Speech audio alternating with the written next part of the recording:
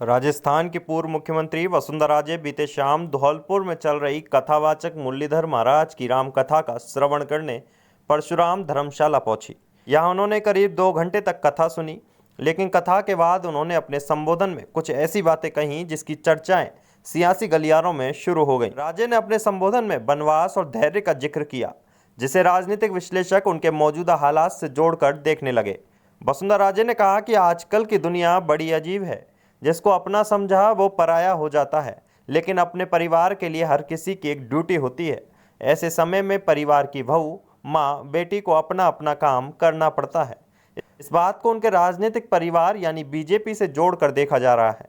यह सब जानते हैं कि राजस्थान में बीजेपी की सरकार बनने के बाद से राजे को जिस तरह की जिम्मेदारी नहीं मिली, जिसकी उम्मीद उनके समर्थक कर रहे थे। राजे ने आगे कहा कि वनवास सिर्फ भगवान श्री राम की जिंदगी का हिस्सा नहीं है।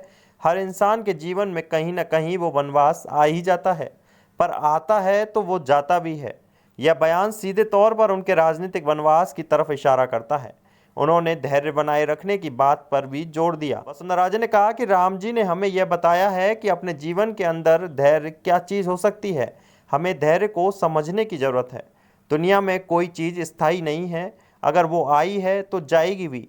इसलिए किसी को मन के अंदर गाठान मानकर बैठने की जरूरत नहीं है, क्योंकि तराजू का पलड़ा कभी ऊपर होता है तो कभी नीचे। बस राजनीतिक विश्लेषकों का मानना है कि राजे इन बयानों के जरिए न सिर्फ अपने समर्थकों को धैर्य बनाए रखने का संदेश दे रही हैं, बल्कि अपनी पार्टी के शीर्ष नेतृत्व को भी यह बता रही हैं कि वह अभी भी मैदान में है और उन्हें दरकिनार नहीं किया जा सकता।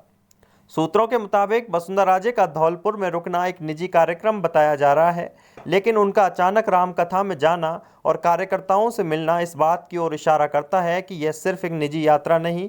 राजे का यह कदम राजस्थान की राजनीति में उनकी मौजूदगी को फिर से मजबूत करने की कोशिश के तौर पर देखा जा रहा है।